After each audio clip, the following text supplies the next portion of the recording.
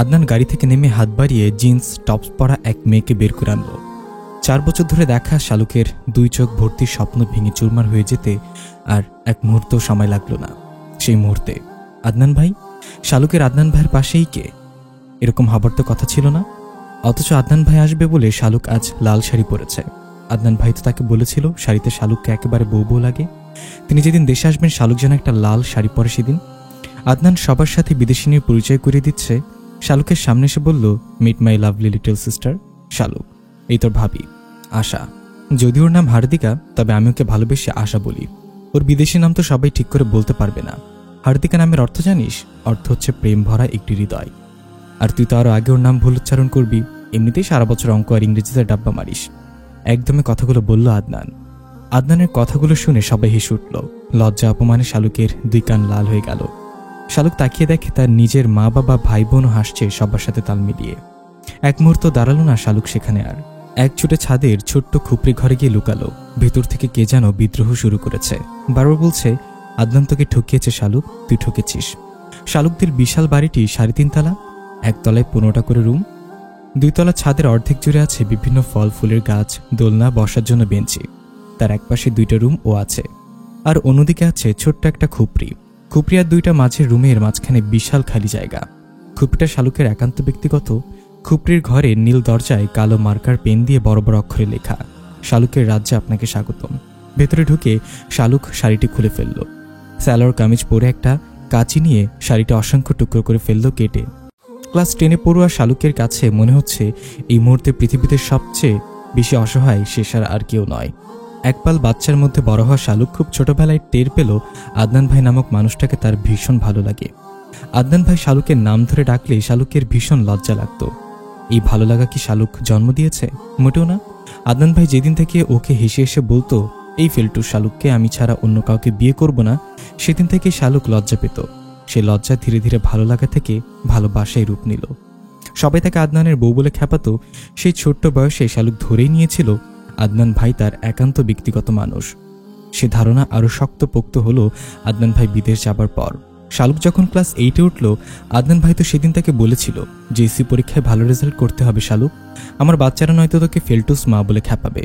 সেদিন আদনান ভাইয়ের কথাগুলো শুনে শালুক কলকেট দিয়েছিল। এই লোকটা এত লজ্জাতে কথা বলতে পারে। সেই মানুষের পাশে আজ অন্য মেয়ে দাঁড়িয়ে। হার্দিকা না ফার্দিকা নামের একটা মেয়েকে নিয়ে এলো আদনান ভাই। শালুকের কেমন দম বন্ধ লাগছে। অনুভূতিতে আজ সবচেয়ে বড় আঘাত লেগেছে। কিশোরী মনের প্রলয়ঙ্কারী ভালোবাসা আদনান বুঝল না। বিছানায় উপর হয়ে শুয়ে শালুক অঝরে কাঁদল। শালুকের সেই কান্নার একমাত্র সাক্ষী ছিল নীল আকাশ। এই নীল আকাশ সবকিছুর সাক্ষী। সেদিনও এই আকাশ সাক্ষী ছিল যেদিন আদনান ভাই তাকে বলেছিল, আমার শালুকটা আজ কত বড় হয়েছে কে জানে। চুমু খাওয়ার মতো বড় হয়েছে কি। বৈশাখ মাস শুরু হয়েছে। হঠাৎ করে নীল আকাশ কালো হয়ে গেল। শালুকের অশান্ত মনের মতো আকাশটাও মুহূর্তে অশান্ত হয়ে গেল। কিছুক্ষণের মধ্যেই ঝমঝমিয়ে বৃষ্টি নামলো। শালুক বৃষ্টিতে ভিজতে পারে না, বৃষ্টি পানি তোর অ্যালার্জি আছে। জানালার কাচের একপাশে দাঁড়িয়ে শালুক চোখের জল বিসর্জন দিচ্ছে আর তার ব্যথায় ব্যথিত হয়ে আকাশে সমানতালে বর্ষণ চালিয়ে যাচ্ছে। কিছুক্ষণ পরেই শালুক দেখতে পেল আদনান ভাই মেয়েটার হাত ধরে ছাদে চলে এসেছে। দুজন মিলে হাত ধরাধরি করে বৃষ্টিতে ভিজছে। শালুকের বুকের ভেতর আগুন জ্বলে উঠল। হার্দিকা না ফার্দিকা মেয়েটার রিবন্ডিং করা সোজা তারের মতো চুলগুলো লাফালাফি করার কারণে মুখে সে পিছিয়ে গেছে। জানালার ওপাশ থেকে শালুক দেখল আদনান ভাই পরম যত্নে মেয়েটার চুল সরিয়ে দিচ্ছে মুখ থেকে। খিলখিল করে হেসে মেয়েটা তার মাথা নাড়াচ্ছে। তার কাজ সমান চুল আদনানের মুখে গিয়ে লাগছে। মুগ্ধ আদনান তা দেখছে। মেয়েটা টুপ করে আদনানের গালে একটা চুমু খেলো। শালুকের কি প্রচণ্ড রাগ হলো। জানালার পর্দা টেনে দিয়ে কোমর সমান লম্বা চুলগুলো শালুক কাঁচি দিয়ে কেটে একেবারে ঘাড় পর্যন্ত নিয়ে এলো। তারপর এক অজানা শোকে মাথার চুলগুলো খামচে ধরে কাঁদতে লাগলো। আদনান ভাই অন্য কারোর এটা শালুক মানতে পারছে না কিছুতেই। এই ধ্রুব সত্যিটা কেন শালুককে সহ্য হচ্ছে না শালুক জানে না। বৃষ্টি থামলো 2টা বাজার একটু আগে। শালুক তখনও ফুপিয়ে ফুপিয়ে কাঁদছে। এত কষ্ট হচ্ছে কেন তার? নিজের কান্না কিছুতেই শালুক সামলাতে পারছে না। মতির মা এসে শালুকের খুপড়ির দরজায় দুমদাম কিল মারতে লাগলো। তারপর চিৎকার করে ডেকে বলল, সবাই খাইতে বসেছে, বড় চাচা আপনারে ডাকে, তাড়াতাড়ি আইতে কইছে, নয়তো ছোট আম্মা কইছে ঝাড়ু নিয়ে আসবো আপনার জন্য। বিদেশি ভাবির সামনে কি একটা বেইজ্জতি হবে না, আসেন তাড়াতাড়ি। বিদেশি ভাবি? শালুক করুণ হাসলো শব্দ দ্রুত শুনে। ভাবি? বা। মাথায় ভালো করে ওড়না পেঁচিয়ে শালুক মতির মার সাথে নেমে এলো নিচ তলায়। বিশাল ডাইনিং টেবিলে 25টা চেয়ার, শালুকদের যৌথ পরিবার। বাবারা 3 ভাই, তাদের ছেলেমেয়ে, দাদা দাদি, বিধবা বড় ফুপু, তার ছেলেমেয়ে নিয়ে বিশাল বড় সংসার তাদের। শালুক যেতে আশা বলল, তুমি আমার পাশে বসো শালুক। বিরক্তিতে ভুরুকুচকে শালুক সরে গেল। বড় চাচার পাশের চেয়ার খালি ছিল, শালুক সেখানে গিয়ে বসল। মেয়েটার মুখে বাংলা ভাষা শুনে শালুক কিছুটা আশ্চর্য হয়েছে। টেবিলে আজ বিভিন্ন পদের খাবার সাজানো, সবকিছু আদনান আসবে উপলক্ষে করা। শালুকের একবার ইচ্ছে হলো টেবিলে থাকা সব খাবার ছুঁড়ে ফেলে দিতে। সাহসের অভাবে শালুক পারল না, তবে অভিমান করে একটা কাজ করল। নিজের অতি প্রিয় খাবারগুলো ও খেল না। ডাল আর করলা ভাজিতে মেখে মেখে ভাত খেতে লাগলো। 1 লোকমা ভাত খায় আর 1 গ্লাস পানি খায়। শেষ পর্যন্ত দেখা গেল প্লেটে অর্ধেক ভাত রয়ে গেছে, কিন্তু শালুকের পেটে আর জায়গা নেই। শালুকের মা হাসনা সবাইকে খাবার সার্ভ করছেন। হঠাৎ করে তার নজর গেল মেয়ের দিকে। করল্লা দেখলেই যেন যে মেয়ে নাক ছিটকায়, সে কিনা করল্লার তরকারিতে ভাত খাচ্ছে। অথচ কলিজা ভুনা, চিংড়ি ভাজা, ইলিশ মাছের ডিমের পাতুরি এসব তার সামনে রয়েছে। হাসনা মেয়ের দিকে এগিয়ে গিয়ে বললেন, কি ব্যাপার শালুক, এসব কি দিয়ে ভাত খাচ্ছিস? শালুক মাথা নিচু করে বলল, খেতে ইচ্ছে করছে না মা, করলা তো কখনোই খাবো না, তাই আজ একটু খেয়ে দেখলাম। হাসনা তীক্ষ্ণ দৃষ্টিতে মেয়ের দিকে তাকালো। শালুক কিছু বলার আগেই আদনান বলল, ইলিশ মাছের ডিমের পাতুরির বাটির এদিকে দাও তো চাচি। আশার আবার মাছের ডিম ভীষণ ফেভারিট। হাসনা মেয়ের পাশ থেকে সরে এসে আশার কাছে এলেন। শালুক ততক্ষণে উঠে চলে গেল। নিজের রুমে গিয়ে বসে রইল ঘূর্ণীয়মান ফ্যানের দিকে তাকিয়ে। খাওয়ার পর শাপলা এলো শালুকের রুমে। শালুকের বড় বোন শাপলা বিছানার উপর পা তুলে বসে বলল, কি হয়েছে শালুক, এরকম মনমারা হয়ে বসে আছিস কেন? শালুক চোখের জল আড়াল করে বলল, ভালো লাগছে না আপা।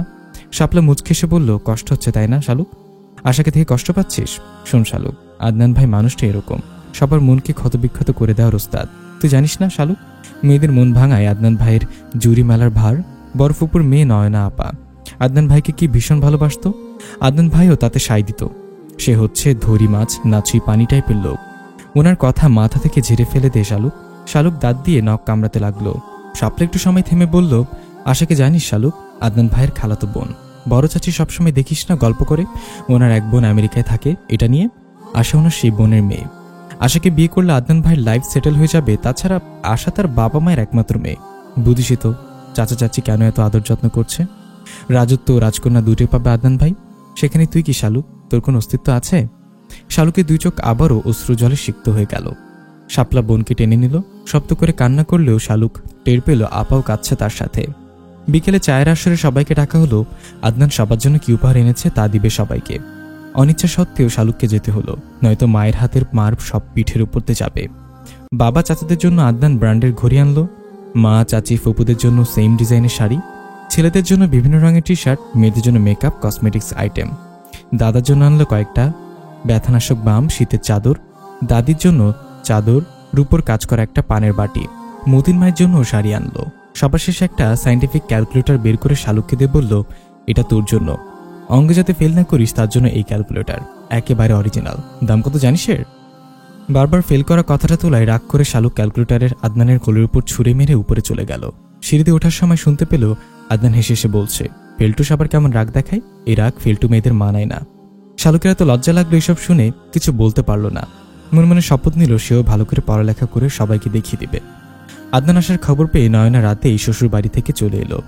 আদনান তখন আশার হাত ধরে বাড়ির বাইরে বাগানে হাঁটছে।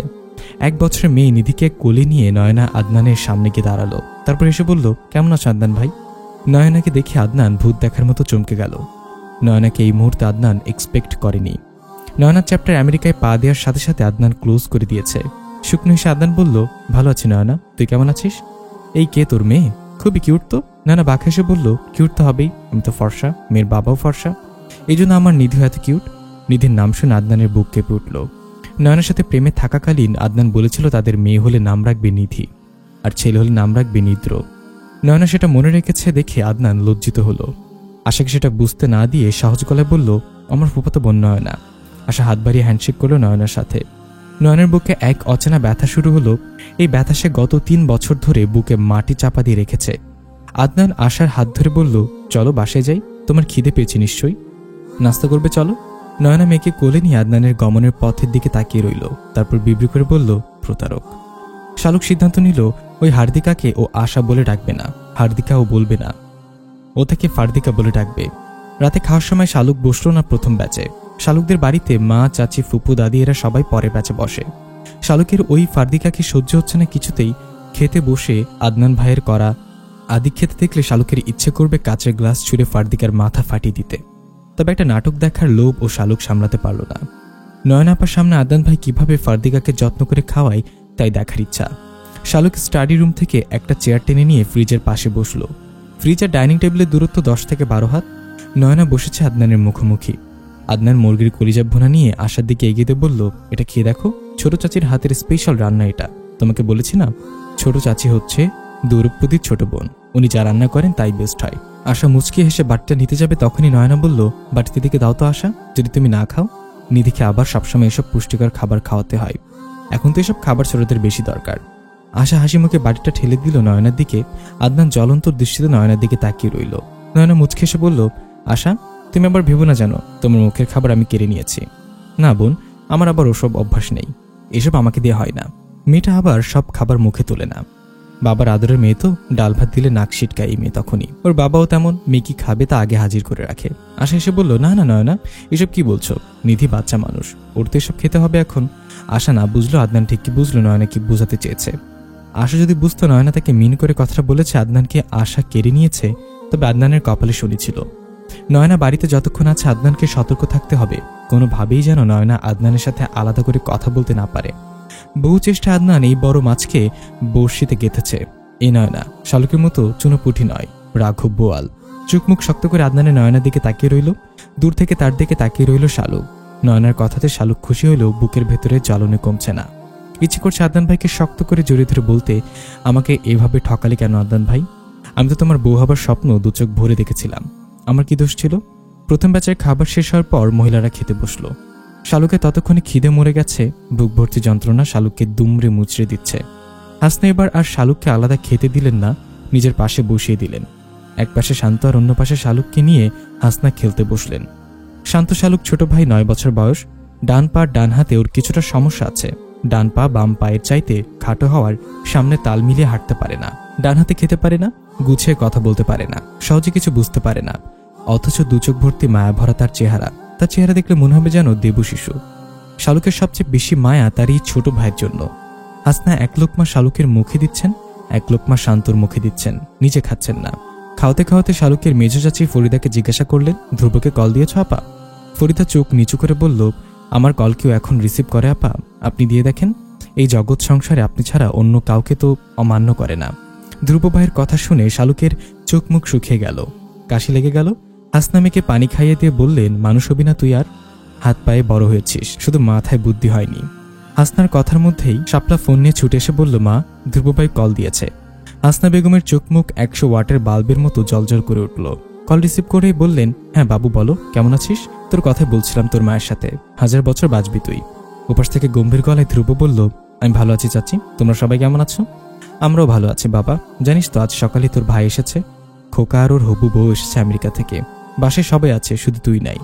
আমিও আগামীকাল আসছি চাচি। ক্যাম্পাসে 2 রাজনৈতিক দলের মধ্যে বিরাট ঝামেলা লেগেছে, মারামারি ভাঙ্গাভাঙ্গি চলছে হরদাম। বিশ্ববিদ্যালয় অনির্দিষ্টকালের জন্য বন্ধ, এমনকি হলও বন্ধ করে দিয়েছে। এবার আর না এসে পারছি না বাসায়। রাতে ট্রেনে উঠছি, সকাল সকাল বাড়ি পৌঁছে যাব। হাসনা বেগম আনন্দিত গলায় বললেন, এরকম ঝামেলা যেন তোর ক্যাম্পাসে সবসময় হয় বাবু, তাহলে অন্তত আমরা তোকে চোখের দেখার সুযোগ পাবো। খোকা বিদেশে ছিল, তাও ওকে রোজ ভিডিও কলে দেখতাম, অথচ তুই দেশে থেকেও আজ 2 বছর তোকে দেখি না। তো চেহারা তো প্রায় ভুলেই বসেছি।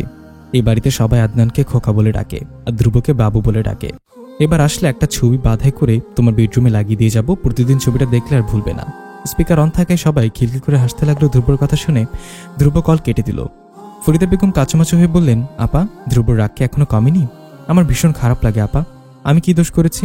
আমি তো জানতাম না ধ্রুবর বাবা মায়ের ব্যাপারে কোনো কিছু। মাঝখান থেকে ফেসে গেলাম আমি। তাছাড়া তখন অল্প বয়স ছিল, সংসার বুঝতাম না। হাসনা বেগম আশ্বাস দিয়ে বললেন, ভেবো না আপা, সব ঠিক হয়ে যাবে। শালুকের হাত পা কাঁপতে লাগলো থরথর করে। আদনান ভাই তো ফিল্টুস পর্যন্ত সীমাবদ্ধ থাকে, এই বান্দা তো আর তার এক কাঠি উপরে। শালুক মনে মনে বলল, মরার ওপর খাড়ার ঘা, বুঝি একেই বলে আল্লাহ। হাসনা বেগম মতির মাকে ডেকে বললেন, ধ্রুবর ঘর সবগুলো গুছিয়ে ফেলতে হবে রাতের মধ্যেই। ছাদের রুমটা তুমি পরিষ্কার করো, আমি ওর বেডরুম আর স্টাডি রুম গুছিয়ে ফেলছি। মতির মা চোখ মুখ করুণা করে বলল, আম্মা, এখন আমারে যদি কন একটা সুতা এনে দিতে, আমি তাও আনতে পারুম না। স্টার জলসে অহন আমার সিরিয়াল দেখানোর সময়, এখন আমার ডিস্টার্ব করিয়েন না। হাসনা বেগম জানেন এখন মতির মাকে দিয়ে কিছু করানো যাবে না। পানের বাটা কোলে নিয়ে শালুকের দাদি সিতারা বেগমের রুমে যাবেন। তারপর ওনার হাতে পায়ে মালিশ করবেন আর দুজন মিলে সিরিয়ালের 14 গোষ্ঠী উদ্ধার করবেন। হাসনা বেগম মেয়েদের দিকে তাকিয়ে বললেন, তোরা দুজন ছাদের রুম গুছিয়ে ফেল গিয়ে, কতদিন পর ছেলেটা আসবে। শালুক মুখ বাঁকালো, শাপলা ততক্ষণে রাজি হয়ে গেল। দুই বোন ছাদিকে ধ্রুবর রুমটা গোছাচ্ছে। শালুক কাজের চাইতে অকাজ বেশি করছে। এই যেমন ধ্রুবর সবগুলো মেডেল এলোমেলো করা, টেবিলের উপর থাকা ধ্রুবর বইগুলো যেভাবে সাজানো ছিল শালুক সেগুলো এদিক ওদিক ছড়িয়ে রাখছে।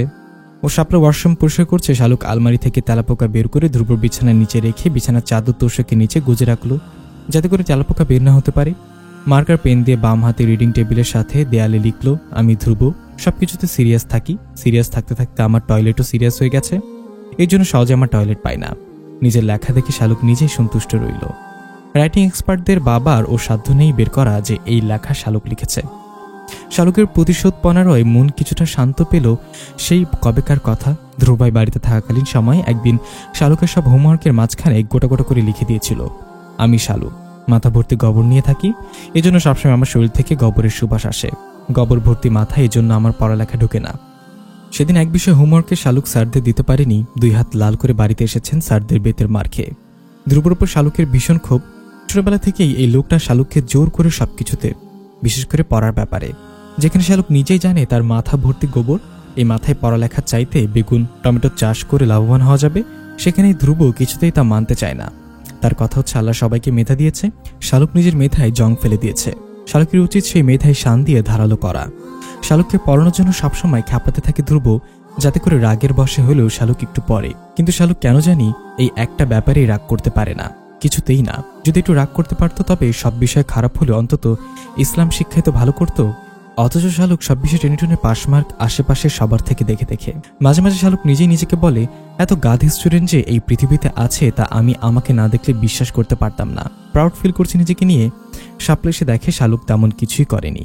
রাগে গজগজ করতে করতে শাপলা সোফা মুছলো, সেন্টার টেবিল মুছলো, ছোট ফ্রিজটা মুছলো। শালুককে কড়া গলায় বলল, জলদি করে বাইরের আলমারিটা মুছে ফেল শালুক, তারপর সবগুলো ক্রেস্ট মুছবি।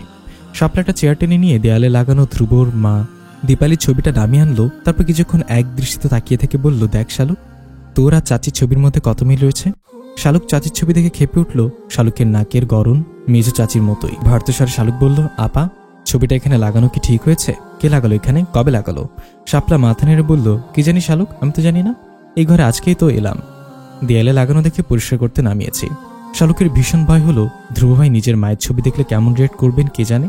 ফিসফিস করে শালুক বলল, ছবিটা লুকিয়ে রাখ আপা, ধ্রুব ভাই রাগ করে বাড়ি থেকে চলে যেতে পারে। শাপলা একটুখানি ভেবে বলল, এমনও তো হতে পারে মায়ের ছবি দেখলে ধ্রুব ভাই রাগ কমবে। অনেক বছর তো হলো, এখন কি সে রাগ পুষে রেখেছে নাকি? শালুক কোনো কথা বলতে পারল না। তার বুকের ভেতরে কেমন ভয় শিহরণ বইতে লাগলো। শালুকের এই ভয় একটু পরেই যন্ত্রণায় রূপ নিল যখন দেখল আদনান ভাই আর ফারদিকা ছাদে এসে হাত ধরাধরি করে হাঁটছে। শাপলা শালুক দুজনেই ধ্রুবর রুম থেকে বের হয়ে এলো। ধূপধাপ পা ফেলে শালুক চলে গেল। নিজের রুমের সামনে গিয়েও শালুক থেমে গেল। বেহায়া মনটা বারবার বলছে চোরের মতো গিয়ে উকি দিয়ে দেখতে, এরা ছাদে কি করছে। এই ফারদিকা কি আদনান ভাইকে আবারও চুমু খাচ্ছে? শালুকের ভীষণ কষ্ট হলো এটা ভাবতেই। লজ্জা শরমের মাথা খেয়ে সকলের মানার ভুলে গিয়ে শালুক পা টিপে টিপে ছাদের দিকে গেল। ছাদের দরজার আড়ালে দাঁড়িয়ে তাকিয়ে দেখলো দুজন দোলনায় বসে দোল খাচ্ছে। দুজনের হাতে দুটো সিগারেট জলজল করছে আবছা অন্ধকারে। চমকে উঠল শালুক, এই ফারদিকা মেয়েটা ধূমপান করে? এও সম্ভব? আদনান ভাই এরকম একটা মেয়েকে বউ করতে চাচ্ছে? আদনান ভাই রুচি এতটা খারাপ? শালুক আর দাঁড়িয়ে থাকতে পারলো না। ছাদে নিচে নেমে এসে নিজের রুমে এসে ভাবতে লাগলো, শালুকের ছোট্ট জীবনে শালুক এতটা অবাক হয়নি। ছেলের ধূমপান করে এই ব্যাপারটাই শালুকের যেখানে মেনে নিতে আপত্তি, সেখানে ফারদিকার ধূমপান করাটা শালুকের কাছে রীতিমতো অষ্টম আশ্চর্য। ঘুমানোর সময় একটা মজার ব্যাপার ঘটে গেল। শালুক এসেছিল বড় চাচির কাছে চুল বাঁধতে। এসে দেখে চাচি আদনান ভাই রুমে। ফারদিকা আদনান ভাই রুমে গিয়ে শুয়ে পড়ল। আদনানের মা আদিবা বেগম বঞ্জিকে ফিসফিস করে বললেন, এটা বাংলাদেশ আসা, এখানকার কালচার অন্যরকম। সবাই কি মনে করবে? তোরা এখনই একসাথে এক বিছানায় থাকলে? তুই আয়, তোর জন্য আমি অন্য একটা রুম গুছিয়ে রেখেছি সকালেই। আশা হতভম্ব হয়ে বলল, এটা কেমন কথা আন্টি? আমি আর আদনান কেউ অবুঝ নই। আমেরিকাতে আমরা প্রায় সময় এক বেডে থাকতাম, তখন তো কোনো প্রবলেম হতো না। এখানে কিসের প্রবলেম আন্টি? আদনান মায়ের সামনে লজ্জা পেল কিছুটা। তারপর আশাকে নানা ভোজভাং বুঝিয়ে দিয়ে বলল, please Asha, try to understand babe. Asha কিছুক্ষণ চুপ থেকে বলল, ওকে ফাইন, তবে আমি একা ঘুমাতে পারবো না, আমি শালুকের সাথে ঘুমাবো। আদনান চমকে উঠল শুনে। শালুক নয় না কেউই নিরাপদ নয়। আদনান ষড়যন্ত্রের ভঙ্গিতে বলল, শালুকের ঘুমের ঘোরে হাত চলাচল করার অভ্যাস আছে, ওর পাশে কেউ ঘুমালে তার গলা টিপে ধরে ঘুমের ঘরে লাথি মেরে ফেলে দেয় বিছানা থেকে। বেব, আমি তোমার কোনো ক্ষতি হোক এটা চাই না, তুমি বেটার শাপলার সাথে ঘুমাও। অনিচ্ছা সত্ত্বেও আশা বের হয়ে গেল আদনানের রুম থেকে। আড়ালে দাঁড়িয়ে শালুক এসব শুনে রেগে গেল। দাদু দাঁত চেপে কিরমির করে বলল, আদনানের বাচ্চা, আমার নামে সব মিথ্যা কথা বললি তুই? মনে রাখিস, এই সবকিছু একদিন আমি বাস্তবায়ন করব তোর আর তোর ফার্দিকার উপরে। যদি না করি তবে আমি ফেলটু শালুক না। এই দোতলার ফ্লোরের উপর দাঁড়িয়ে শপথ নিলাম, কসম এই দোতলার, যদি না করি তবে এই দোতলা ভূমিকম্পে ভেঙে যাবে। শালুক আজকে নিজের রুমেই ঘুমাবে। শাপলার সাথে ঘুমাতে গেলে তার চুল কেটে ফেলার খবরটা জানাজানি হয়ে যেত। সবচেয়ে বড় কথা, শালুককে নিয়ে একটা ছোটখাটো দরবার বসবে। বাড়িতে মেয়েদের মধ্যে শুধুমাত্র শালুকের চুলই ঘন, লম্বা, সিল্কি, অন্যদের চুল কোকড়ানো অথবা ছোট অথবা পাতলা। এই জন্য শালুকের চুলে শালুক নিজে হাত দিতে পারে না। শালুকের মনে হয় চুলগুলো শুধু তার মাথায় রয়েছে। এমনিতে এই চুলের মালিক এই বাড়ির সবাই। বড় চাচি, মেজো চাচি সপ্তাহে 2-3 দিন ধরে চুলে বিভিন্ন হেয়ার প্যাক লাগিয়ে দেয় শালুককে। নিজের রুমে দরজা লাগাতেই শাপলা এসে দরজায় দুমধাম ধাক্কাতে লাগলো। শালুক সবেমাত্র মাথা থেকে ওড়না সরিয়েছে। দরজায় ধূপধাপ শুনে আবারও ওড়না ভালো করে মাথায় পেঁচিয়ে শালুক উঠে গিয়ে দরজা খুলল। ফ্যাকাশে মুখে শাপলা দাঁড়িয়ে আছে দরজার সামনে। শালুক জিজ্ঞাসা করার আগেই শাপলা বলল, আদর বিদেশিনী, আমার রুমে এসে হাজির। আমার সাথে ঘুমাবি নাকি? আমার কেমন জানি লাগতেছে শালুক, তুইও আয় আমার রুমে। এমনিতে তো তুই একা ঘুমাতে পারিস না, আজ কি মনে করে নিজের রুমে এলি? শালুক একটু ভাব নিয়ে বলল, আমি কি আজীবন ছোটই থাকবো নাকি? একা ঘুমানোর অভ্যাস করছি, আর তোর রুমে 3 জন মিলে গাদাগাদি করে ঘুমাতে পারবো না আপা। ফার্দিকারে দেখলে কখন কি করে ফেলি আমার মাথা ঠিক নেই। আমি কসম করেছি এটা নিয়ে। শাপলা চোখ গোল করে জিজ্ঞাসা করলো, কিসের কসম? শালুক মাথা নেড়ে বলল, এই 2 তলার কসম একদিন চরম প্রতিশোধ নিব। ওই আদনান তার ফার্দিকাকে কি বলেছে জানিস? আমার নাকি ঘুমের ঘরে হাঁটা চলাফেরার অভ্যাস আছে, আমি নাকি ঘুমের ঘরে গলা টিপে ধরার অভ্যাস, তাই আমার সাথে যাতে না ঘুমায়। তখন আমি কসম করে যদি না করি তবে এই 2 তলা ভূমিকম্পে ভেঙে খান খান হয়ে যাবে। শাপলা বোনের দিকে কিছুক্ষণ তাকিয়ে থেকে বলল, তুই থাকবি কোথায় তখন? শালুক ফিক করে এসে বলল, আমাকে এত বোকা ভেবেছিস আপা? আমি কি সেটা তো না ভেবে কসম করেছি নাকি? আমি ছাদে আমার চিলেকোঠার ঘরে থাকবো। ভেঙে গেলে 2 তলা যাবে, ওটা তার ভাঙবে না, ওটার কসম তার করিনি। শাপলা হতাশ হয়ে বলল, হায়, তুই যদি জানতি শালুক তুই কি পরিমাণ বোকা, তবে এই কসম করতি না। শালুক রেগে গিয়ে বলল, যা ভাগ এখান থেকে, আসছে আমায় বুদ্ধিজীবী। শাপলা হতাশ হয়ে চেয়ে নিজের রুমের দিকে গেল।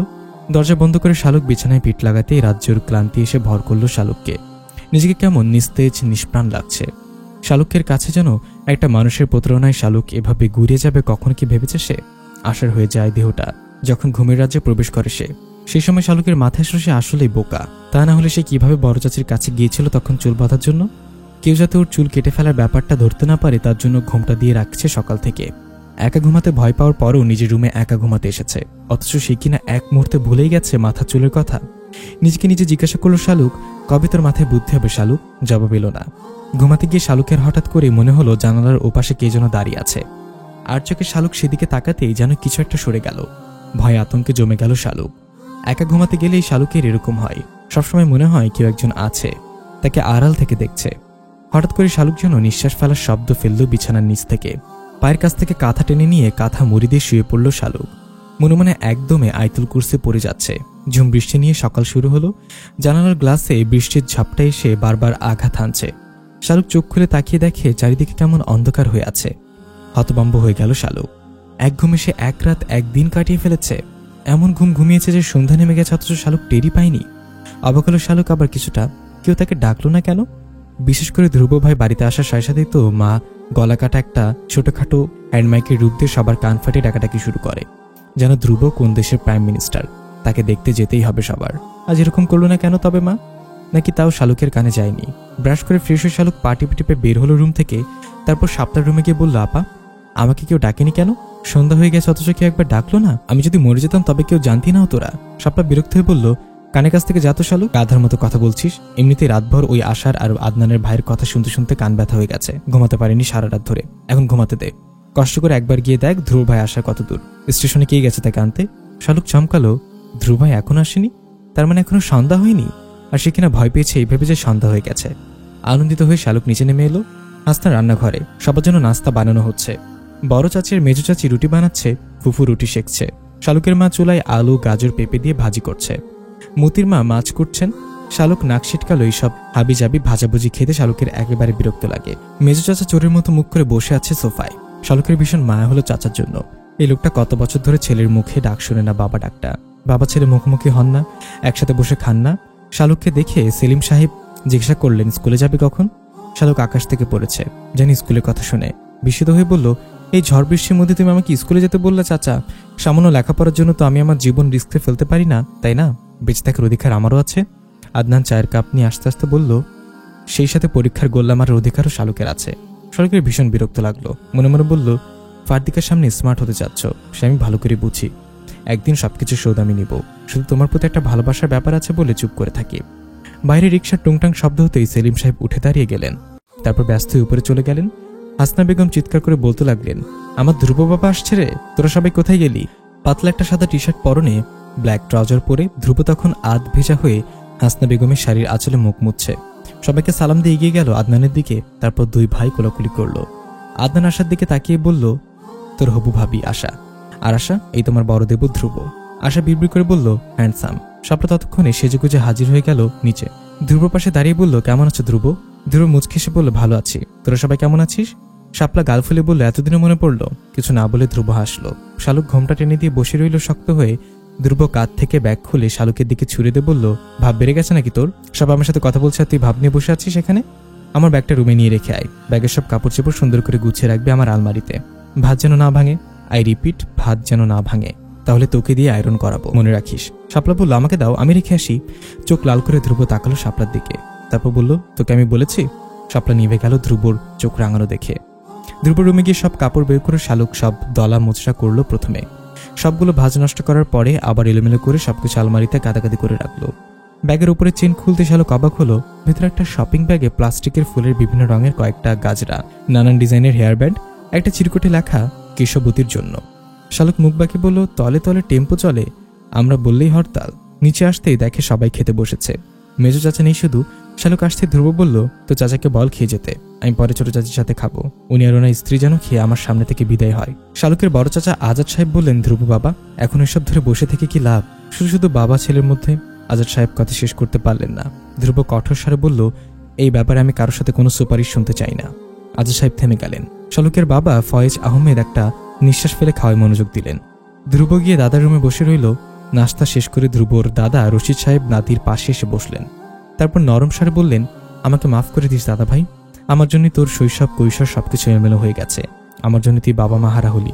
ধ্রুব হেসে বলল, তোমার কোনো দোষ নেই দাদা, এসব ভেবে তুমি আপসেট হইও না। দাদা রুম থেকে বের হয়ে ধ্রুব ছাদের দিকে গেল। ছাদে নিজের রুমে ঢুকে বেশ বড়সড় একটা ধাক্কা খেল। দেয়ালে দীপালি নামক মহিলার একটা ছবি ঝুলছে। মুহূর্তে ধ্রুব ক্রোধান্বিত হয়ে ছবিটা নিচে নামিয়ে সোজা নিচতলায় গেল। সবাই তখন ডাইনিং টেবিলে বসে খাচ্ছে। আচমকা ধ্রুব ছবিটি আছড়ে ফেলল ফ্লোরে। মুহূর্তের মধ্যে শতখণ্ড বিখণ্ড হয়ে গেল ছবিটি। কয়েকটা কাজ কুড়িয়ে নিয়ে ধ্রুব আবার ভাঙল। ফলস্বরূপ নিজের হাত দুটো কেটে গেল কিছুটা। চিৎকার করে ধ্রুব বলল, এই কাজ কে করেছে? আমার অপছন্দ জেনেও কে এই কাজ করেছে? আবারও করেছে ছোট চাচি। এই ছবি আমার ঘরে কেন লাগানো হলো? হাসান নিজেও জানে না কে লাগিয়েছে, কিন্তু ধ্রুবকে এভাবে রাখতে দেখে বললেন, বাবা মাথা গরম করিস না, আমি লাগিয়েছি বাবা, আমার ভুল হয়েছে, আর হবে না এরকম। ফুসফুস করে নিঃশ্বাস ফেলে ধ্রুব বলল, শুধু তুমি বলে আজ আমি থেমে গেলাম। এই কাজ আর করো না চাচি, হয়তো ধ্রুবকে চিরতরে হারিয়ে ফেলবে। এখন তো তুমি আছো বলে তোমার টানে ফিরে আসি, এরপর আমাকে আর খুঁজে পাবে না। তারপর হনহনিয়ে দোতলায় নিজের রুমে চলে গেল ধ্রুব। রান্নাঘরে দাঁড়িয়ে ফরিদা থরথর করে কাঁপছে। হাসনা তার দিকে তাকাতে ফরিদা বলল, আমার ভুল হয়ে গেছে আপা। ধ্রুবর বাবা আর মাঝরাতে ঘুম থেকে উঠে এই ছবির দিকে তাকিয়ে থাকে। বউ হয়ে আমি কিভাবে সহ্য করি বলেন, যে আমার স্বামী তার প্রথম স্ত্রীর ছবি এভাবে লুকিয়ে দেখে? তাই ছবিটা আমি ধ্রুব ছাদে ঘরে গিয়ে লাগিয়ে রেখেছি। ভেবেছি মায়ের ছবি দেখলে ধ্রুবর রাগ একটু হলেও কমবে। এখন দেখছি আমি ভুল ছিলাম। হাসনা কঠোর স্বরে বলল, এরকম কাজ আর কখনো করতে যেও না আপা। আমাকে জিজ্ঞাসা না করে আর কখনো এসব কাজ করবে না। শালুকের ভীষণ মায়া হলো ধ্রুব ভাইয়ের জন্য। একটা মানুষ মনের ভেতর কতটা যন্ত্রণা লুকিয়ে রাখে তা আমরা বাহির থেকে একটু বুঝতে পারি। মা নেই, বাবা থেকেও নেই, একা জীবন যে কাটায় তার কষ্টের গভীরতা কে মাপতে পারে? হাসনা শালুককে ডেকে বলল, ধ্রুবর ঘরের নাস্তা নিয়ে দিয়ে শালুক। নাস্তার ট্রে হাতে নিতেই শালুকের রাগ হলো। সে খেয়ে ছাবি ছাবি ভাজি ভুজি দিয়ে হচ্ছে ধ্রুব ভাইয়ের জন্য ঘন করে বানানো দুধ চা, পরোটা, কষা মাংস, ডিম ভাজা।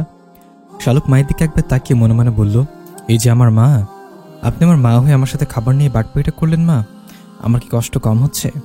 সবাই ধ্রুব ভাইয়ের ব্যথা অনুভব করে, শালুকের ব্যথা কেউ বোঝে না। অভিশাপ দিলাম ধ্রুব ভাইকে, এই খাবার খাওয়ার পর তার পেট খারাপ করুক, যাতে বাথরুমে তার থাকার ব্যবস্থা হয়, স্যালাইন ছাড়া কিছু যেন খেতে না পারে।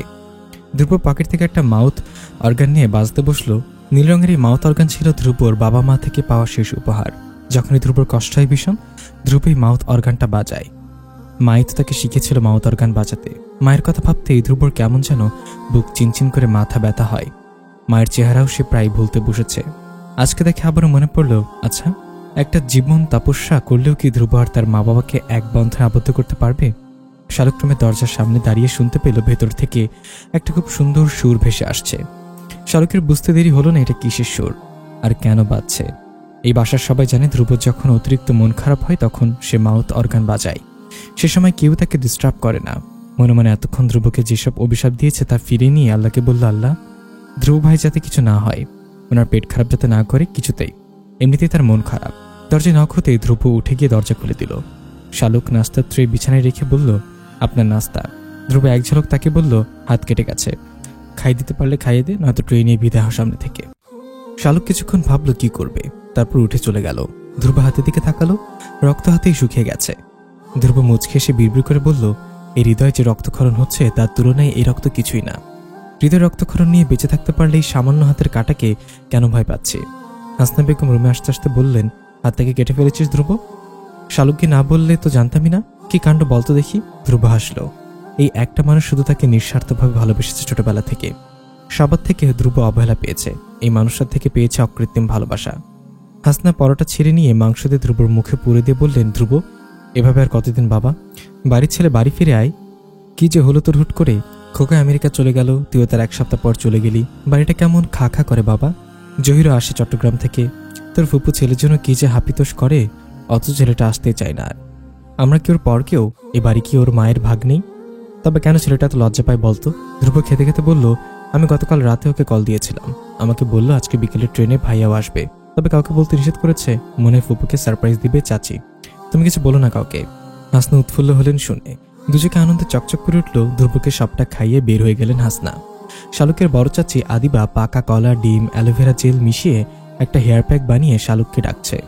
শালুক একটা হিজাব নিয়ে হিজাব পিন দিয়ে ভালো করে হিজাব বেঁধে নিয়ে নিচে নামলো। আদিবা চেয়ারে বসলেন, সামনে একটা মোড়া রাখা। শালুকের অন্তরাত্মা কেঁপে উঠল। এক দূরের রুমে যেতে নিতেই ধ্রুবের সাথে ধাক্কা লাগলো। বিরক্ত হয়ে ধ্রুব বলল, সারের মতো ছুটছিস কেন? নিচ থেকে আদিবা বেগমের ডাক শোনা গেল আবারও। ধ্রুব জিজ্ঞাসা করলো, বড় চাচি ডাকছে যে কানে যায় না? ওদিকে না গিয়ে রুমের দিকে যাচ্ছিস কেন? শালুক চুপ করে রইল। কোনো মতে এখন ঝগড়া করা যাবে না। ধ্রুব যদি কোনো মতে জানতে পারে শালুকের চুল নেই, তবে আজ শালুকের কপালে শনি আছে। মনে মনে দোয়া ইউনুস পড়তে লাগলো। আল্লাহকে বলল, ইউনুস নবীকে তুমি মাছের পেট থেকে উদ্ধার করেছ আল্লাহ, আমাকেও আজকে এই বিপদ থেকে উদ্ধার করো। শালুককে চুপ থাকতে দেখে ধ্রুবের সন্দেহ হলো। শালুক তো মনোব্রত করার মেয়ে নয়, তবে সে চুপ করে আছে কেন? শালুকের হাত ধরে টেনে ধ্রুবের নিচ তালার দিকে নামতে লাগলো। শালুক গলা ফাটিয়ে চিৎকার করতে লাগলো। আদিবা বেগম শালুকের হিজাব খুলতে যেতেই আরেকটা যুদ্ধ বাঁধল। শালুক কিছুতেই তার হিজাব খুলতে দিবে না। আদিবা বেগম মেয়ের সাথে না পেরে ধ্রুবের দিকে তাকালেন। ধ্রুব এগিয়ে এসে শালুকের দুই হাত চেপে ধরে বলল, আপনার হিজাব খোলেন চাচি। হিজাব সরাতেই আদিবা বেগম চিৎকার দিয়ে উঠলেন। ধ্রুব কিছু বুঝতে পারল না। শালুকের পেছনে গিয়ে ওর চুল দেখে ধ্রুব নিজেও চিৎকার করে উঠল। মুহূর্তে সারা বাড়ি জেনে গেল শালুকের কোমর সমান চুল শালুক কেটে ফেলেছে। মাথা নিচু করে শালুক দাঁড়িয়ে আছে। একটা মানুষের চুল নিয়ে সারা বাড়ির সবার এত মাথা ব্যথা কেন? শালুক এইসব কিছুতেই মিলাতে পারছে না। মুহূর্তে নিস্তালার চেহারা বদলে গেল, যেন দরবার বসেছে। দাদা দাদি থেকে শুরু করে নয়না আপার পিচ্ছি মেয়ে নিধি পর্যন্ত সেই বিচার সবাই হাজির হলো। সবাই এক প্রশ্ন, কেন শালুক চুল কেটেছে? শালুক ভেবে পায় না কি জবাব দিবে। সে কি বলবে আদনান ভাই ফারদিকাকে বিয়ে করবে, এই দুঃখে কষ্টে সে চুল কেটে ফেলেছে? এই কথা শালুক জীবনেও বলতে পারবে না। ধ্রুব অস্থির হয়ে পায়চারি করছে, রাগে তার মাথা ফেটে যাচ্ছে। সে কিনা এই বেকুব গাধা মেয়েটার জন্য হেয়ার ব্যান্ড গাছটা নিয়ে এসেছিল, আর এদিকে সে টাক্কু হয়ে বসে আছে। শালুকের মনে হলো প্রতিবার পরীক্ষায় ফেল করার পরও এরকম দক্ষ যজ্ঞ বাঁধেনি, এবার এরা সামান্য চুল নিয়ে যা করছে। মিনমিন করে শালুক বলল, লম্বা চুলে গরম বেশি লাগে, তাই আমি কেটে ফেলেছি। আদিবা বেগম হুঙ্কার দিয়ে বললেন, গরম লাগে? তোর একার গরম লাগে দুনিয়ায়? আর কারো গরম নেই? তোর এত গরম লাগলে আমাকে বলতি, আমি তোর চাচাকে বলে তোর ঘরে এসি লাগিয়ে দিতাম। তুই কোন সাহসে চুলে হাত লাগালি? শালুকের মেজো চাচি দূরে দাঁড়িয়ে প্যাচ প্যাচ করতে কাঁদতে কাঁদতে বললেন, কত যত্ন করে তোর চুল এত বড় করেছে আমরা। রাত জেগে ইউটিউবে গতকাল রাতেও একটা হেয়ার স্টাইল শিখেছি, অথচ তুই কিনা সব আশায় পানি ঢেলে দিলি। আদনান হাসতে হাসতে বলল, লজ্জায় কেটে ফেলেছে। গিয়ে দেখো কোনো পরীক্ষায় আন্ডা পেয়েছে, তাই এই কাজ করেছে। ধ্রুব রেগে গেল আদনানের এই কথা শুনে। হাত মুষ্টি করে নিজেকে সামলালো। আশা বলল, শর্ট হেয়ারের লুকেও শালুকে কিউট লাগছে আন্টি, ওর জন্য শর্ট হেয়ারই বেস্ট। আদনানের বোন আফিফা ধমকে উঠল আশাকে। চোখ রাঙিয়ে বলল, তুমি চুপ করো আশা, তুমি এসব বুঝবে না। আমাদের শালুকের চুল আমাদের পরিবারের সবার কাছে একটা ভালোবাসা, তুমি ওসব বুঝবে না। হাজার জিজ্ঞাসাবাদের পরও শালুকের মুখ থেকে কেউ কথা বের করতে পারল না। তখন শালুকের দাদা ধ্রুবকে বললেন, তোর উপর দায়িত্ব রইল এই রহস্য উদ্ঘাটনের। আদনান হেসেই যাচ্ছে বারবার শালুকের চুলের এই অবস্থা দেখে।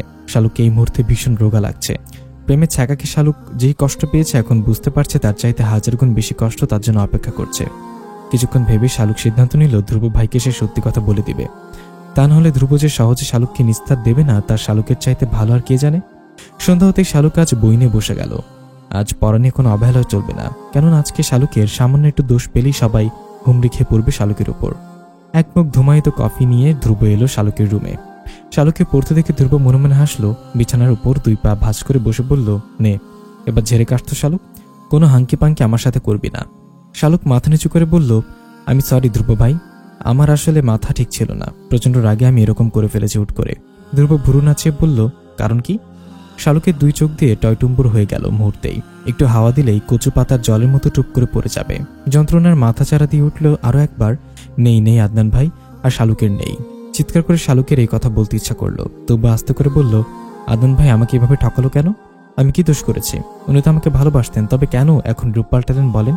আমি তো এক বুক আশা নিয়ে আদনান ভাইয়ের দেশে ফেরার অপেক্ষায় ছিলাম, অথচ উনি ফিরে এলেন হবু বউ নিয়ে। আমার তখন মাথা ঠিক ছিল না, নিজেকে মনে হয়েছে পৃথিবীর সব থেকে বড় অসহায়। কাউকে কিছু বলতে পারিনি আমি, তাই রাগের মাথায় এরকম করে ফেলেছি। ধ্রুব যেন হতভম্ব হয়ে গেল শালুকের এসব কথা শুনে। মাথার ভেতর আবারও মাথা চড়া দিয়ে উঠেছে তার রাগ। নিজেকে সংযত করে অবাক দৃষ্টিতে শালুকের দিকে তাকিয়ে বলল, আদনান ভাই তোকে কখনো ভালোবাসি বলেছে শালুক? শালুক চমকে গেল এই প্রশ্ন শুনে। আদনান ভাই তো তাকে কখনো এরকম কিছু বলেনি। মাথা নেড়ে বলল, না বলেনি। ধ্রুব জিজ্ঞাসা করলো, তোকে কখনো বলেছেন যে উনি তোকে ছাড়া বাঁচবে না, তোকে না পেলে মরে যাবে? সিনেমায় দেখিস না নায়কেরা যেরকম বলে নায়িকাদের? শালুক কিছুক্ষণ ভাবলো, আদনান ভাই তাকে বউ বলে ডাকতো ঠিকই, তবে এরকম কথা তো কখনো বলেনি। আবার মাথা নেড়ে শালুক বলল, না বলেনি কখনো। ধ্রুব যেন হাঁপ ছেড়ে বাঁচলো। তারপর বলল, তাহলে তুই কোন দিক থেকে ভেবে নিলি উনি তোকে ভালোবাসেন? শালুক উত্তর দিতে পারল না সহসা। কিছুক্ষণ চুপ করে থেকে বলল, তাহলে কেন উনি আমাকে বউ বলতেন? তার ভবিষ্যতের বাচ্চার আম্মু। দেশে আসার আগেও সে যখন আমার সাথে কথা হয়েছিল আমাকে বলেছিলেন যে আমার জন্য একটা সারপ্রাইজ আছে।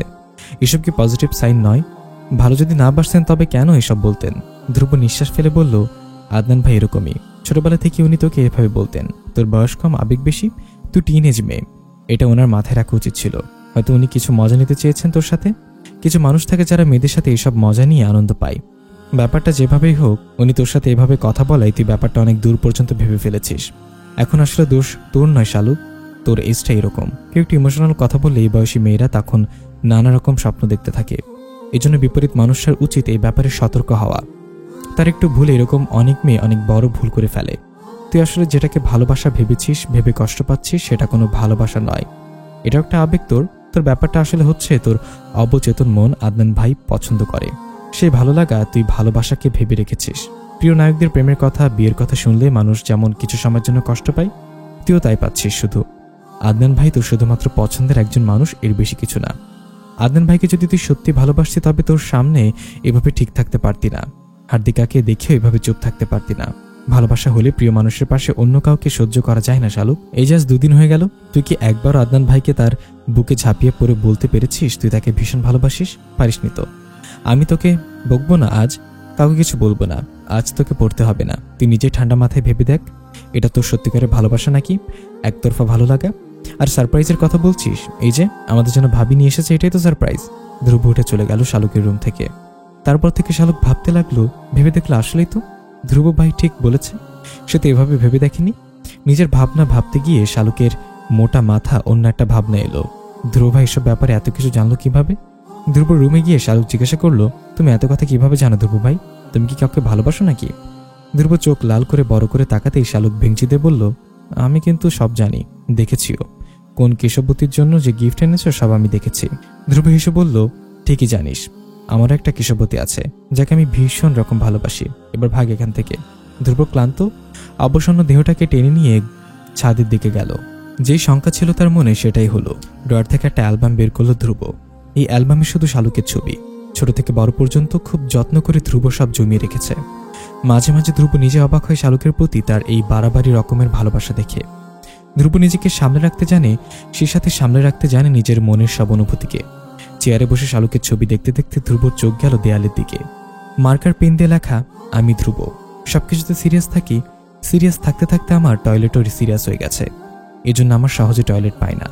ধ্রুব প্রথমে হতভম্ব হয়ে গেল এই লেখা পড়ে। পর মুহূর্তে ফিক করে এসে ফেললো, বিড়বিড় করে বলল, আমার বোকা ফুলটা জানে না তার এইসব চালাকি সব আমার নখদর্পণে। শালুকের ছবির দিকে তাকিয়ে ধ্রুব বলল, প্রিয় বোকা ফুল, তোমার পায়ের নখ থেকে মাথা পর্যন্ত চুল পর্যন্ত সবকিছু আমার ভীষণ চেনা।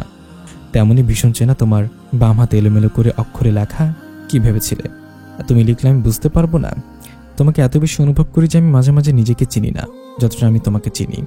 শালুকের এই লেখা দেখে ধ্রুবর মন হঠাৎ করে ভালো হয়ে গেল। ছাদের ঘর থেকে বের হয়ে শালুকের রাজ্যর সামনে এক মুহূর্ত দাঁড়ালো। শালুক লেখাটা একবার হাত দিয়ে ছুঁয়ে গুনগুন করে গাইতে লাগলো। দূর হতে আমি তারে সাধিব, গোপনে বিরহ ধরে বাঁধিব। নিচতলা এসে ধ্রুব তার ভেজ পাল্টে ফেলল। হাসি খুশি মুখটা আবার গম্ভীর হয়ে গেল। ধ্রুবর বাবা সেলিম সাহেব টিভিতে তখন নিউজ দেখছেন। ধ্রুবকে রিমোটটা নিয়ে চ্যানেল পাল্টে দিল, স্পোর্টস চ্যানেলে দিল, খেলা দেখা শুরু করলো। সেলিম সাহেব কিছুক্ষণ ছেলের দিকে তাকিয়ে রইলে নির্মিত শেষে, কত বছর হলো ধ্রুব তাকে বাবা বলে ডাকে না, 10 বছর হয়ে গেছে।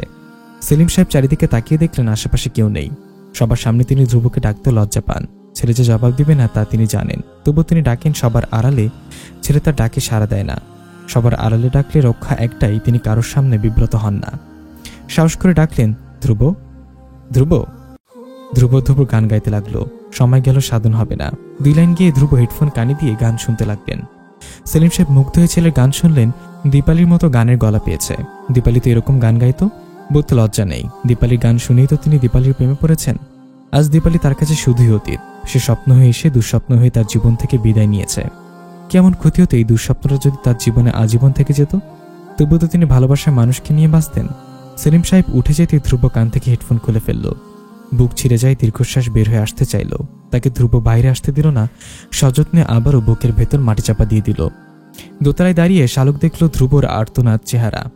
এক মুহূর্তের জন্য শালুকের মনে হলো তার চাইতে বেশি কষ্ট নিয়ে কি ধ্রুব ভাই বেঁচে নেই? তবে সে কেন এরকম কষ্ট পাচ্ছে? শালুক ভাবছে তার যদি ম্যাজিক জানা থাকতো তবে ধ্রুব ভাইয়ের মনের সব কষ্ট ম্যাজিক করে দূর করে দিত। ধ্রুব ভাইকে ছোটবেলার মতো প্রাণবন্তন করে দিত। গোমরা মুখখানা ঝামা পাথর দিয়ে ঘষে হাসি মুখ করে দিত। আফসোস তার কোনো ম্যাজিক জানা নেই। শালুক শাপলার রুমের দিকে গেল। শাপলা চুল বাঁধছে বসে বসে, 2 ঠোঁট থেকে হাসি ফোরাচ্ছে না তার। শালুক বোনকে এত খুশি দেখে বলল, কি রাপা, এত খুশি যে তুই? শাপলা কপাট রাগ দেখিয়ে বলল, এমনিতেই ভালো লাগছে খুব। শালুক ফিসফিস করে বলল, আপা একটা সিক্রেট বলি তোকে, তোর মন আরো ভালো হয়ে যাবে। শাপলা মুখ বাঁকিয়ে বলল, কোন ইন্টারেস্ট নেই শোনার। শালুক মুখ কালো করে বলল, প্লিজ আপা শোন না, না বলতে পারলে আমার ভীষণ কষ্ট হবে। এই দেখ আমার পেট এখনই কেমন গুড়গুড় করছে, পেট ফেটে মরে যাবো আমি, নয়তো মরে গেলে তোর বরের কি হবে বল? তোর বর অকালে শালিকা হারাবে, এই শোকে সে পাগল হয়েও যেতে পারে।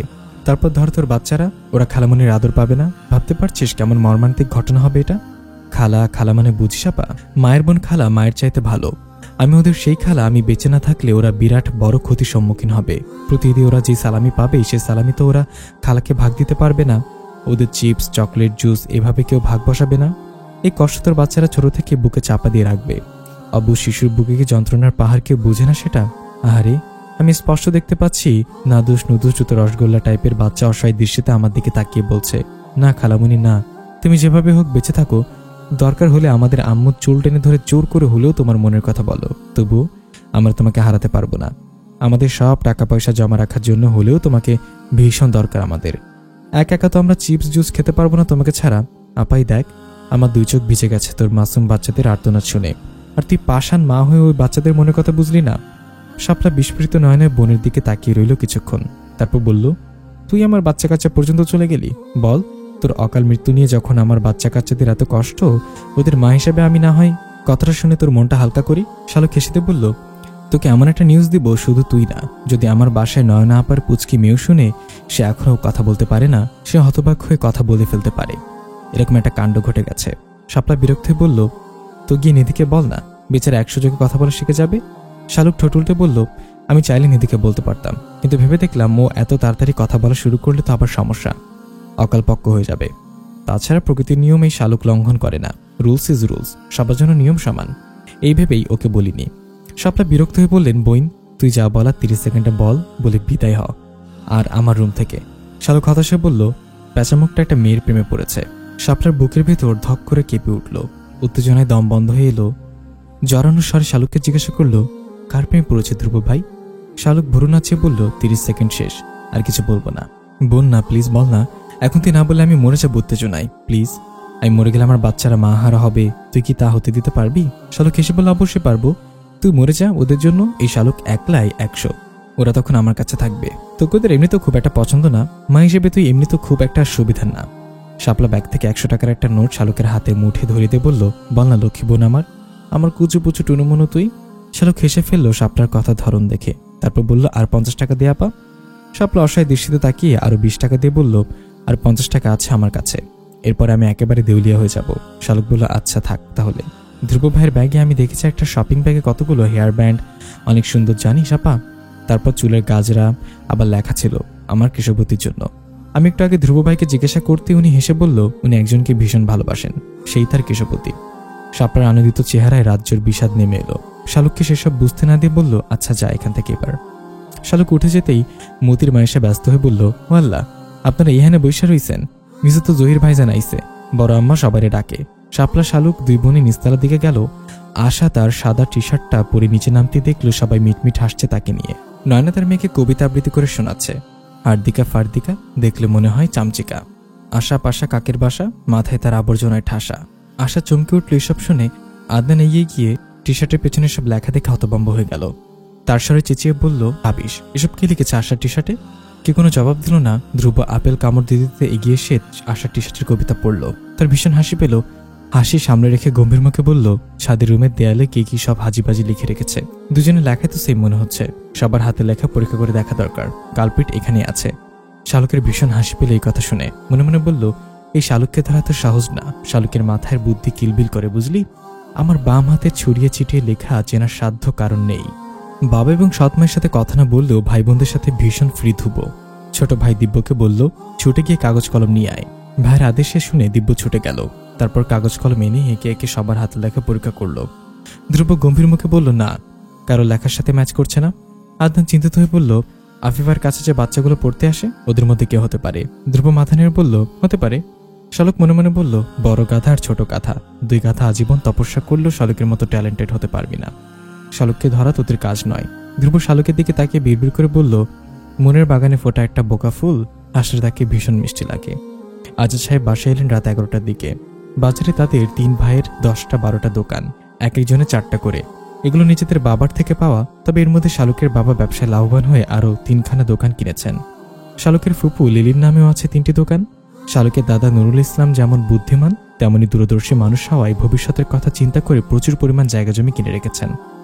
বাজারের দোকান ছাড়াও তার নিজের নামে এখনো 2খানা ইটের ভাটা, সমিল, জেলা শহরে 4টি গুদামঘর, 3টি চালের আড়ত আছে। চরে নিজের প্রচুর জমি আছে যা বর্গাদে আছে। বছরে বছরে প্রচুর টাকা আসে সেখান থেকে। সব টাকা তিনি ব্যাংকে রেখেছেন। এইসব টাকা কখনো সংসারে খরচ করেন না। ছেলেরা সবাই বিয়ে করার পর থেকেই ছেলেদের নামে বাজারের দোকান লিখে দিয়েছেন। ছেলের যাতে সংসারী হতে পারে, বাবার উপর নির্ভরশীল না হয়। আজাদ সাহেব বাসায় এসে জহিরকে দেখে খুশি হলেন। অনেকদিন পর ভাগ্নেকে দেখেছেন। লাজুক মুখচোরা এই ছেলেটা সবসময় আড়ালে থাকে। 3 ভাই 3 জা, এক ননদ, শ্বশুর শাশুড়িকে নিয়ে একটা মিটিং বসলো। মিটিংয়ের মূল বিষয়বস্তু হচ্ছে আফিফার বিয়ের কথাবার্তা। চেয়ারম্যান সাহেবের ভাইয়ের ছেলে সজীব জেলা সদরে তার নিজের দোকান আছে 2টো, একটা কাপড়ের দোকান আছে, অন্যটা কনফেশনারি ছেলের বায়োডাটা বের করে আজাদ সাহেব দেখলেন ছেলে একটু খাটো প্রকৃতির। আফিফার উচ্চতা 5 ফুট 5, সেখানে ছেলের উচ্চতা 5 ফুট 4। এছাড়া ছেলের আর কোনো দিক দিয়ে কমতি নেই। লিলি বেগম বললেন, ছেলে লেখাপড়া আছে তো ভাইজান? ছেলে টাকা পয়সা যাই থাক, লেখাপড়া হচ্ছে গিয়ে সবচেয়ে বড় সম্পদ। আজাদ সাহেব বললেন, ছেলে বিয়ে পাশ করেছে লিলি, সবকিছু খবর নিচ্ছে আমি 1 সপ্তাহ ধইরা। মা নাই সংসারে, বোন 2টা বিয়ে দিয়ে দিছে, ছেলে ভাই একটাই, নির্ভেজাল সংসার। এখন কি করব? ওদেরকে আসতে কমো? ওরা তো চেনা জোকের মতো লাইগা রইছে, ওদের কোনো দাবি দাবা নাই, ওরা শুধু মেয়েটাকে চায়। সেলিম সাহেব বললেন, চেয়ারম্যান সাহেবের তো চিনেন ভাইজান, যে লোভী উনি তা এলাকার সবাই জানে। আদিবা বেগম বললেন, আহা মেজো মিয়া, এই দুনিয়ায় সব মানুষ চায় একটু বড় হইতে, সেটারে লোভ বলা ঠিক না। নুরুল ইসলাম সাহেব বুঝলেন তার ছেলে এবং ছেলের বউ মোটামুটি রাজি। সবার সাথে আলোচনা না করলে খারাপ দেখা যাবে বিধায় সবাইকে জানাচ্ছে। গলা খাকারি দিয়ে তিনি বললেন, সবার আগে আমার নাতনিকে ডাকো, ওর কোনো পছন্দ আছে কিনা জানান দরকার আগে। আদিবা বেগম ধমকেশ্বরে বললেন, কি বলেন আব্বা আপনি এসব? আফিফার আবার কিসের পছন্দ? আমরা যাই কমু তাই হইব। এরকম মেয়ে আমি জন্ম দিই নাই যে অন্য ছেলের লাগে প্রেম করে ভালোবাসা করবে। আমার মেয়েরে আমি ভালো করে চিনি। লিলি বেগম মাথা নিচু করে ফেললেন। তিনি জানেন এই কথা নয়নাকে উদ্দেশ্য করে বলা হয়েছে। নয়না যে আদনানের জন্য বিয়ের আগে ভীষণ পাগলামি করেছে, তার জন্য বড় ভাবি এই কথাটা বলেছে। আজাদ সাহেব বললেন, আমি তাহলে ওদেরকে বলে আগামীকাল দুপুরে আসার জন্য। নুরুল সাহেব কিছুক্ষণ ভেবে বললেন, আরো একবার ভেবে দেখে সিদ্ধান্ত নাও, আর একটু খোঁজ নাও। এখনকার যুগ এটা, আর কিছু বলুন না। এরপরেও যদি তোমরা মনে করো তোমাকে কোনো সমস্যা নাই, তাইলে আল্লাহর উপর ভরসা করে ওদের আসতে বলো। আদিবা বেগমের মুখে হাসি হাসি হয়ে গেল। এই প্রস্তাবটা তার ভীষণ মনে ধরেছে। সে শুরু থেকে তিনি চেয়েছেন এখানে মেয়ের বিয়ে দিতে। চেয়ারম্যান সাহেবের আত্মীয় হবে, এটা কি চারটেখানি কথা? সবাই ঘুমাতে চলে গেল। বিছানায় শুয়ে লিলি বেগম মেয়ের হাত ধরে বললেন, এরকম কাজ করলি রে মা, এখন খোটা শুনতে হয়। নানা জেকেই ছিল, মেয়েকে খাওয়াচ্ছে। মায়ের কথা শুনে মুখটা মলিন হয়ে গেল তার। বাইরে বৃষ্টি শুরু হয়েছে। নয়নার মনে হলো তার চোখের জল বৃষ্টি হয়ে ঝরে পড়ছে বাইরে। নিজের চোখ মুছে নয়না বলল, দোষ কি আমার একার ছিল মা? লিলি জবাব দিলেন না। নাতনির মাথায় হাত বোলাতে বোলাতে বললেন, পুরুষ মানুষের দোষ কেউই দেখে না মা, এই সমাজ এরকমই। পুরুষের বেলায় যেটা পাগলের মতো ভালোবাসা নারী করলে সেটা হয় অসভ্যতা। নয়না মেয়েকে বুকে জড়িয়ে বলল, আমি ওসব ভুলে গেছি মা, নীতির বাবা ভীষণ ভালো মানুষ। আমার সব অনুভূতিকে সে সম্মান দেয়। আমার সব পাগলামি জেনেও সে আজ পর্যন্ত কখনো একটা প্রশ্নও করেনি। আমি খুব ভালো আছি মা, পুরনো ঘাতও শুকাতে একটু সময় লাগছে আমার, বিশ্বাস করো মা। আদনান ভাইয়ের জন্য আমার মনে ভালোবাসার এক ফোঁটা অনুভূতিও নাই, যা আছে তার শুধু ঘৃণা। লিলি বেগমের মুখে হাসি ফুটে উঠল। সকালে ঘুম থেকে উঠতে শালুক দেখে বাড়িতে কেমন শ্বাস রব। শালুকের মন আনন্দে নেচে উঠল। মন বলছে আজকে বাড়িতে একটা কিছু হতে চলেছে, তাহলে আজকের স্কুলে যেতে হবে না। স্কুলে না যাওয়ার আনন্দে শালুক কিছুক্ষণ দোতলার এ মাথা থেকে ও মাথা ছুটে বেড়ালো। স্কুল মিস গেলে শালুকের ইচ্ছা হয় পাখির মতো উঠতে। বারান্দায় দৌড়াতে অসুবিধা হচ্ছে দেখে শালুক ছুটে গেল নিচের বাগানে। লাফাতে লাফাতে খেয়ালই করল না ছাদের উপরে থেকে একজোড়া চোখ তাকে পর্যবেক্ষণ করছে। নাস্তার টেবিলে বসে সবাই জানতে পারল আজকে আফিফাকে পাত্রপক্ষ দেখতে আসবে। আফিফার মুখ শুকিয়ে গেল এই কথা শুনে। মতির মা এক স্তূপ রুটি রাখতে রাখতে বলল, আজকে আমি বড় ভাইয়ের আনা নেওয়া শাড়িটা পরুম। এরকম একটা খুশির খবর অনেকদিন পাই নাই। আফিফা খাবার রেখে উঠে চলে গেল নিজের রুমে। শালুক লাফিয়ে উঠল শুনে, আপার বিয়ে হবে মানে বাড়িতে একটা উৎসব হবে, তার মানে অনেকদিন স্কুল মিস দেওয়া যাবে। সামনে যে প্রিটেস্ট এক্সাম, আপাতত তাহলে সেসব চিন্তা মাথা থেকে ঝেড়ে ফেলে দিতে হবে। এমনিতে এসব নিয়ে শালুকের তেমন চিন্তা করে না। জীবনে বহুত পরীক্ষা আসবে যাবে, ফেল হবে তাতে কি হয়েছে? সে যে পরীক্ষা অ্যাটেন্ড করেছে এটাই তো সবচেয়ে বড় কথা। শালুকের উড়ু উড়ু ভাব দেখে ধ্রুব গম্ভীর মুখে বলল, ছোট চাচা শাপলা, শালুকের তো সামনে প্রিটেস্ট মনে হয়। ওদের লেখাপড়ার কি অবস্থা? স্কুল কলেজে তো যায় না বলে মনে হয় না একজনও। ফয়েজ আহমেদ চিন্তিত হয়ে বললেন, আর বলিস না বাবা, শাপলা তো লেখাপড়া ভালোই চলে। এসিতেও ভালো করেছে, এবার ইন্টারও ভালো করবে আশা করি। বিপাকে আছে আমার শালুককে নিয়ে। কোনো মতেও লেখাপড়ায় মনোযোগী করা যায় না, নিজে পড়ে না, কারোর কাছেও পড়ে না, টিউটরও রাখতে পারছে না। এক সপ্তাহ টিকে ওর সব টিচার, তারপর নিজ দায়িত্বে বিদায় নেয় ওনারা। আমার পরিবারের সবাই এত ট্যালেন্টেড, অথচ এই মেয়েটা যে কেন এমন হলো? আচ্ছা, তুই তো অনেকদিন বাড়িতে এসেছিস, তুই একটু দেখ না ওর পড়াটা। বাবার কথা শেষ হতেই শালুক যেন ভিড়মি খেলো। শাপলা বলল, বাবা আমারও তো টিচার দরকার। ধ্রুব ভাই তাহলে আমাদের দুজনকে পড়াক। ধ্রুব গম্ভীর হয়ে বলল, আমার পক্ষে সম্ভব হবে না চাচা, তবে আপনি বললে আমি ওদের জন্য একজন ভালো টিচার ঠিক করে দিতে পারি। আমার এক ফ্রেন্ড আছে, আমরা ইন্টার পর্যন্ত একই সাথে পড়েছি, পলকর নাম, আপনি চিনবেন হয়তো। চেয়ারম্যান চাচার ছেলেও, যদি কাউকে পড়ায় না তবে আমি রিকোয়েস্ট করলে পড়াবে হয়তো। ও জাতীয় বিশ্ববিদ্যালয়ে পড়েছে, এখন এলাকাতে থাকে। শালুকের মুখ বেদনায় নীল হয়ে গেল। এক মুহূর্তের জন্য মনে হলো এই পৃথিবীতে সবচেয়ে অসহায় সে বুঝি। আদনান হাসতে হাসতে বলল, এই গোবরের বস্তাকে পড়াবে পলক? পাগল হয়ে যাবে ও একা পড়াতে গেলে। চেয়ারম্যান চাচা নির্ঘাত মামলা করবে আমাদের সবার নামে। একটা হাসির রোল পড়ে গেল আদনানের কথায়। লজ্জা অপমানে শালুকের চোখে মুখে পানি চলে এলো। কোনো কথা না বলে শালুক টেবিল থেকে উঠে চলে গেল। ধ্রুব মাথা নিচু করে খাচ্ছিল। শালুককে উঠে যেতে দেখে কিছুক্ষণ চুপ করে রইল শালুককে যতক্ষণ পর্যন্ত দেখা গেল। তারপর আদনানকে উদ্দেশ্য করে বলল, শালুককে নিয়ে এই ধরনের সব কথাবার্তা বলবে না ভাইয়া, ও ছোট মানুষ, একটু বেশি চঞ্চল হয়তো। সবাই তো একরকম হয় না, যখন তখন ওকে এসব বললে ওর মন আরো খারাপ হয়ে যাবে। আমাদের উচিত ওকে উৎসাহ দেওয়া, এভাবে লজ্জা দেয়া না। আশা কফিতে চমক দিয়ে বলল, ধ্রুব সঠিক কথা বলেছে, এভাবে ওকে নিয়ে মজা করা উচিত না। আদনানের কিছুটা গায়ে লাগলো আশা ধ্রুবকে সমর্থন করায়। কিছুটা অপমানিত বোধ করলো আদনান। ধ্রুবকে উদ্দেশ্য করে আদনান বলল, ভূতের মুখে রাম রাম, তুই নিজেই বুঝি সাধু পুরুষ? তুই নিজেই তো শালুককে এসব বলতে আগে, এখন এত ন্যাকামো করছিস যে হঠাৎ? ধ্রুব আগের মতো গম্ভীর গলায় বলল, শালুক তখন ছোট ছিল ভাইয়া, এখনো ছোট নেই। আশা করছি তোমাকে আমার এক্সপ্লেইন করে বলতে হবে না টিনেজ ছেলে মেয়েদের সাথে আমাদের কিরকম বিহেভ করা উচিত। এই বয়সে যেটা শাসন দিয়ে হয় না সেটা ভালোবাসা দিয়ে করাতে হয়। বাবা চাচা উঠে যেতে আদনান কটাক্ষ করে বলল, তো না করছে কেদ্রকে ধ্রুব, জানা তুই কি শালুককে ভালোবাসাতে পড়াশোনা শুরু কর, দেখ গবরে পদ্মফুল ফোটাতে পারিস কিনা। ধ্রুবর ভীষণ রাগ হল আদনানের এরকম বেয়াদবের মতো কথা শুনে। সরাসরি আদনানের দিকে তাকিয়ে ধ্রুব বলল, মাইন্ড ইউর ল্যাঙ্গুয়েজ ভাইয়া, স্থান কাল পাত্র বুঝে কথা বলার ম্যানার যদি ভুলে গিয়ে থাকো তবে আমার কাছে এসো, আমি শিখিয়ে দেব। মুখ থেকে যখন যা বের হয় তখন তাই বলে নিজেকে খুব স্মার্ট ভেবো না। মনে রেখো, যেটাকে তুমি তোমার চোখে নিজেকে স্মার্টনেস হিসেবে দেখছো সেটা হয়তো সবার কাছে তোমার ওভার স্মার্ট লাগতে পারে। নিজেকে এতটা হাসির পাত্র করো না। রাগে আদনান কথাই বলতে পারল না যেন। ধ্রুব কি ঠান্ডা মাথায় তাকে অপমান করেছে? সবার দিকে তাকিয়ে দেখলো সবাই মিটমিট হাসছে। ধ্রুব উঠে যেতে আদনান আশার দিকে তাকিয়ে বলল, ধ্রুব ভুল কিছু বলেনি আদনান। মাঝে মাঝে তুমি ভীষণ ওভার স্মার্ট হয়ে যাও, আমার নিজের কাছে তা হাস্যকর লাগে তখন। ধ্রুব ভীষণ ম্যাচিউর পারসন, ওর থেকে অনেক কিছু শেখার আছে তোমার। আদনানের চোয়াল শক্ত হয়ে গেল এইসব কথা শুনে। দাঁত দিয়ে ঠোঁট কামড়ে ধরে বলল, আমাকে জ্ঞান দিতে এসো না আশা। কিছুক্ষণ পর সবাই ডাইনিং থেকে উঠে গেল। আফিফা দাদির ঘরে যায়। সিতারা বেগম পান খাচ্ছেন জর্দা দিয়ে। জর্দার মাতাল করা ঘ্রাণে রুম ভরে গেছে। এই শোভা জর্দা সিতারা বেগমের প্রিয় জর্দা। সবাই ভুলে গেলেও ধ্রুব দাদির এই প্রিয় বস্তুর কথা ভুলে না। যদিও 3 বেলা রুটিন করে জর্দা খাবার অপরিকতা ব্যাখ্যা করে দাদিকে, সিতারা বেগম অতি আগ্রহ নিয়ে নাতির সব কথা শুনে। যেখানে হ্যাঁ বলা দরকার সেখানে হ্যাঁ বলে, যেখানে না বলা দরকার সেখানে না বলে। নাতির সব কথায় সায় দিয়ে শেষ হলে হেসে বলে, দে ভাইয়া আজকে একটু খাই, বাস মার কতদিন, মনের খায়েশ না মিটায় মরতে চাই না। আফিফাকে দেখে সিতারা বেগম হেসে বললেন, বিয়ার কইন না আমার ঘরে যে হঠাৎ? কি বেআইন, কি খবর? ডর লাগতেছে বুঝি? ডরে কিছু নাই রে বইন। আফিফা চেয়ারে বসে দাদির দিকে তাকিয়ে বলল, এই বিয়ে আমি করতে চাই না দাদি, আমি অন্য একজনকে পছন্দ করি। সিতারা বেগম আতকে উঠলেন নাতির কথা শুনে। ভয়তে সুরে বললেন, কারে? আফিফা মাথা নিচু করে বললে, জহির ভাইকে। যদি উনি জানে না সেটা আমি কখনো ওনাকে বলতে পারিনি, তবে আমি ওনাকে ছাড়া অন্য কাউকে বিয়ে করতে চাই না দাদি। সিতারা বেগমের মাথায় বিনা মেঘে বজ্রপাত হলো। নয়নার বিয়ের সময় এরকম একটা ঘটনা ঘটেছে, চোখের সামনে সেসব ভেসে উঠল। আদনানের জন্য নয়না ব্যাকুল হয়ে কাঁদছিল। সে সময় আদনানের মা লিরিকে চূড়ান্ত অপমান করলো, অথচ দোষ শুধু নয়নার ছিল না সেটা সবাই জানত। আজ আবার সেই ঘটনার পুনরাবৃত্তি ঘটতে চলেছে। কি করবে সিতারা বেগম? মতির মা দরজার সামনে দাঁড়িয়ে সবটা শুনল। তারপর মুহূর্তের মধ্যে বাড়ির সবাই জেনে গেল আফিফা জহিরকে পছন্দ করে।